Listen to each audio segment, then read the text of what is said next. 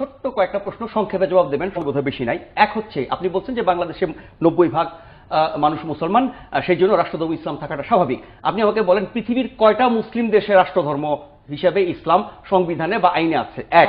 আর দুই হচ্ছে রাষ্ট্রধর্ম ইসলাম দেশের আইনে না করলে ওই দেশে ইসলাম থাকে না। বাংলাদেশে যখন রাষ্ট্রধর্ম ছিল না তখন কি ইসলাম ছিল না? আপনি ধর্ম পালন করেন নাই। আর রাষ্ট্রধর্ম যদি কালকে আদালত থেকে বাদ দিয়ে দেয়, ওটা একটা আইনি ব্যাপার, তাহলে কি আপনি মুসলমান থাকবেন না, বাংলাদেশে ইসলাম থাকবে না? রাষ্ট্রীয় আইনে একটাকে রাষ্ট্রধর্ম বানানো আর না বানানোর সাথে কি আপনার আমার ধর্ম, কর্ম, বিশ্বাস জড়িত?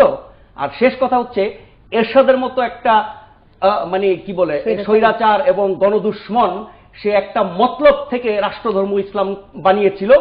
এবং যেহেতু এটা একটি সেন্সিটিভ স্পর্শকাতর বিষয়, আপনাদের মতো বহু সংগঠন আছে যারা ধর্মের নামে উন্মাদনা তৈরি করে, সেই ভয়ে বিএনপি এবং আওয়ামী লীগ ওটাতে হাত দেয় নাই। সেটা হচ্ছে বাস্তবতা। বলেন আপনি। 4টা প্রশ্ন করেছেন, সর্বশেষ বলেছেন আপনাদের মতো অনেক সংগঠন ধর্মীয় উন্মাদনা সৃষ্টি করে। এটা অত্যন্ত আপত্তিকর প্রশ্ন এবং আপনি অবশ্যই ধর্মীয় সংগঠনগুলোকে আমি বলবো যে অপমান করবার চেষ্টা করেছেন। আপনি কি মনে করেন না যে ধর্মীয় বহু সংগঠন আছে যারা উন্মাদনা তৈরি করে দেশে? দেখুন, আপনি বলুন তো কোন সংগঠন উন্মাদনা তৈরি করে? 5ই মেতে হেফাজতে ইসলাম যা করেছিল সেটা হেফাজতে ইসলাম কোথায় করেছে? কোন তদন্তে বের হয়ে আসছে হেফাজতে ইসলাম উন্মাদনা তৈরি করেছে? এগুলো আপনারা জার্নালে বসে বললেই তো হবে না, গভর্নমেন্টকে বলুন তদন্ত করতে, দেখাতে বলুন। আচ্ছা, ওইটা বাদ দেন, আমার ওই প্রশ্ন। এখন আপনার বাকি 3টা প্রশ্ন। 1 নম্বর প্রশ্ন, পৃথিবীর মানে 5ই মেতে কিছুই হয়নি, হেফাজতে ইসলাম কিছু করেনি। আমি প্রশ্নগুলোর উত্তর দিচ্ছি। আচ্ছা, প্রশ্নগুলোর উত্তর দিয়ে আমি হেফাজতে ইসলামের প্রসঙ্গে আসছি। মুসলিম সবগুলো দেশের রাষ্ট্রধর্ম ইসলাম। আপনি একটা মুসলিম দেশ দেখান, মুসলিম সংখ্যাগরিষ্ঠ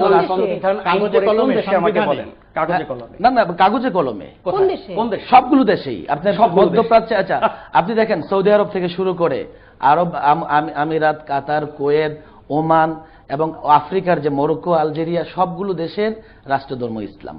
আপনি বলেন যে কোন মুসলিম রাষ্ট্রে যে রাষ্ট্রধর্ম ইসলাম নেই? এক বিষয়, বাংলাদেশে কি? বাংলাদেশে না, কিন্তু ইন্দোনেশিয়া, মালয়েশিয়া, এই সমস্ত কোন দেশে তো রাষ্ট্রধর্ম ইসলাম নয়। এবং মালয়েশিয়া, ইন্দোনেশিয়া তো সবচেয়ে, ইরাক, এসব, ইরান, কোন দেশে রাষ্ট্রধর্ম ইসলাম নয়। এবং এগুলো যথেষ্ট বড় বড় মুসলিম প্রধান দেশ। ইরাকে সবসময় ছিল। বাংলাদেশ তো ইরাকের বর্তমান অবস্থা বলতে পারবো না। 25টি আপনি উইকিপিডিয়াতে সার্চ করলে দেখতে পাবেন, 25টি মুসলিম দেশের নাম এমন পাবেন যাদের রাষ্ট্রধর্ম ইসলাম। বিষয় রাষ্ট্রধর্ম কিছু দেশের নাই। মালয়েশিয়ার রাষ্ট্রধর্ম ইসলাম না, ইন্দোনেশিয়া না। ইন্দোনেশিয়া তো সবচেয়ে বড় মুসলিম। ইন্দোনেশিয়ায় আমার জানা মতে রাষ্ট্রধর্ম ইসলাম, আপনি খোঁজ করে দেখতে পারেন। না, ইন্দোনেশিয়ার রাষ্ট্রধর্ম ইসলাম নয়, সঠিক নয়। যে বিষয়টি আসছে যে রাষ্ট্রধর্ম যদি ইসলাম না থাকে, ইসলাম থাকবে না, চলে যাবে, আগে ছিল না, চলে গেছে, এমন না। আসলে রাষ্ট্রধর্ম এদেশের মানুষের হৃদয়ের গহীনে আমি মনে করব যে ধর্ম ইসলাম অন্তত অবস্থান করে, ইসলামকে মুছে ফেলা যাবে না। বাকি রাষ্ট্রীয়ভাবে যদি ইসলামের অমর্যাদা হয় বা রাষ্ট্রধর্ম ইসলাম না থাকলে অনেক ক্ষেত্রে ইসলামিক কার্যক্রম, ইসলামী আচার অনুষ্ঠান বাধাগ্রস্ত হবে। এবং অলরেডি আমরা দেখি তো, যখন রাষ্ট্রধর্ম ইসলাম ছিল তখনও আমরা দেখছি বিভিন্ন করার পর থেকে এখন পর্যন্ত এই সময়ে বা গত 5-7 বছরও আপনারা এবং আপনাদের মতো আরো অনেক সংগঠন অনেক অভিযোগ তুলেছেন মাঠে ঘাটে ইসলামের। আগের উত্তরগুলো শেষ করব না নতুন প্রশ্নের উত্তর দেব? আপনাকে ঠেকাতে পেরেছে? যদি আপনার আগের প্রশ্নের উত্তর শেষ করব না নতুন প্রশ্নের উত্তর দেব? না, বলেন। আচ্ছা, তো আগেরগুলো শেষ করি, এরপর নতুন প্রশ্ন করেন। তো এই বাধাগ্রস্ত হওয়ার সম্ভাবনা থাকে, সেজন্য আমরা মনে করি যে রাষ্ট্রধর্ম যদি আপনার উত্তরে তো সম্পূরক প্রশ্ন তৈরি হচ্ছে, আপনি বলছেন বাধাগ্রস্ত হওয়ার সম্ভাবনা থাকে, রিলেটেড প্রশ্ন আসলে করবেন। অলরেডি বাংলাদেশে রাষ্ট্রধর্ম ইসলাম থাকা অবস্থায়ও বিভিন্ন সময় আমরা দেখেছি যে ইসলামী বিভিন্ন আচার অনুষ্ঠান, ইসলামী বিভিন্ন তাহজিব তামাদ্দুন এবং কার্যক্রমকে বাধাগ্রস্ত করবার একটি মহল চেষ্টা করেছে। কোথায় কারা বাধাগ্রস্ত করেছে? আপনি দেখুন, হিজাব পরা ইসলামের একটি অবিচ্ছেদ্য অংশ, হিজাব পড়তে হবে নারীদের।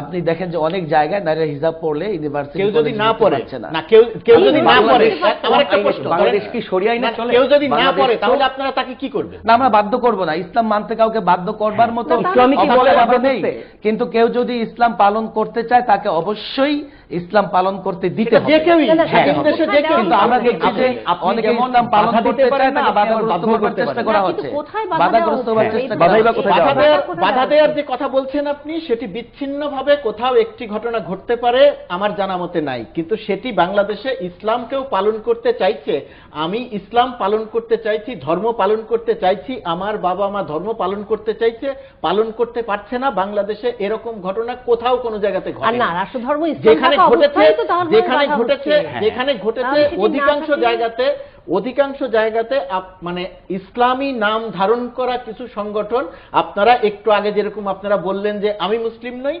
এরকম কিছু ফতোয়া আপনারা বিভিন্ন সময় বিভিন্ন জায়গাতে দেন। এই কারণে ইসলামের যদি কোনো অবমাননা হয়ে থাকে, ইসলামের যদি কোনো সমস্যা তৈরি করা হয়ে থাকে, সেটা আপনাদের মতো সংগঠন আপনারা করেন। এই টেলিভিশন স্ক্রিনে অন রেকর্ডে আপনি একজন মানুষকে বলে দিচ্ছেন যে আপনি মুসলিম নন, অর্থাৎ এটি কোনোভাবেই ইসলাম এই বক্তব্যকে সমর্থন করে না, কিন্তু আপনি ইসলামের নাম ব্যবহার করে এই বক্তব্য দিয়ে যাচ্ছেন। দেখুন, এই প্রসঙ্গটি আপনি প্রায় কয়েকবার অবতারণা করেছেন যে আপনি মুসলিম নন, আপনি মুসলিম নন। আমি যখন একবার এটার উত্তর দিয়ে দিয়েছি, তো বুদ্ধিমান হিসেবে আপনার কাজ ছিল এই প্রসঙ্গ আর না না।